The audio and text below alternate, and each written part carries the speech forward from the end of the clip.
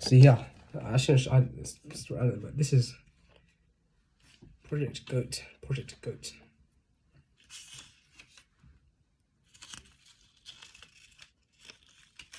It's how to become the goat, but it's a project.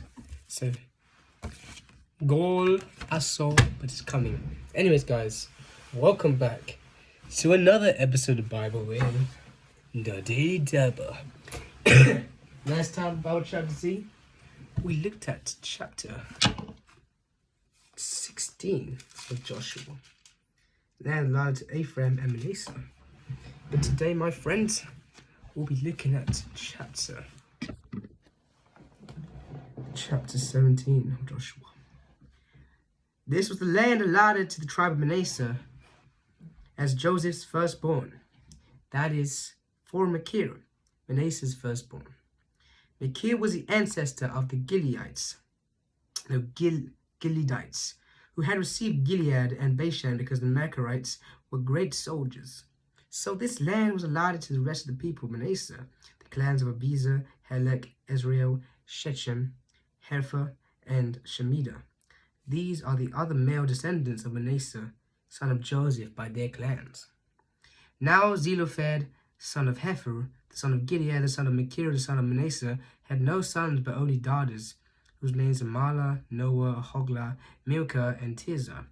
They went to Eleazar the priest, Joshua son of Nun, and the leaders, and said, The Lord commanded Moses to give us an inheritance among our relatives. So Joshua gave them an inheritance along with the brothers of their father, according to the Lord's command.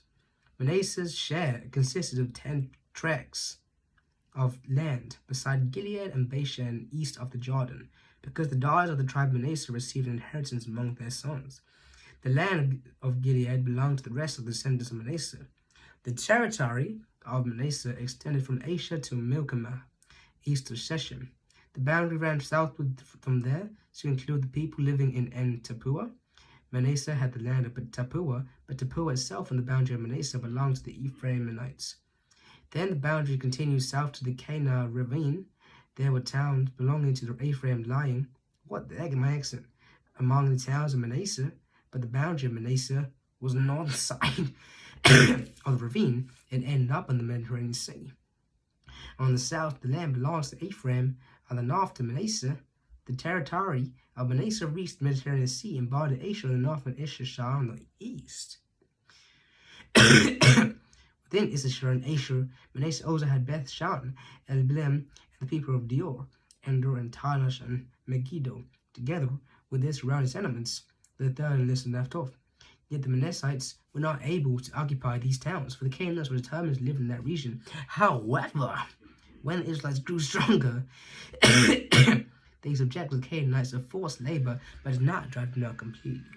The people of Joseph said to Joshua, Why have you allotted us only one portion of land and one share for inheritance? We are numerous people, and the Lord has blessed us abundantly.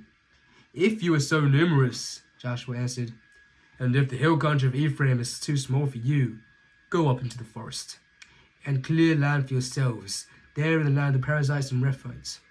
The people of Joseph replied, The hill country is not enough for us, and all the Canaanites live in the plain have chariots filled with iron, both those in Bethshan and their settlements and those in the valley of Jezreel.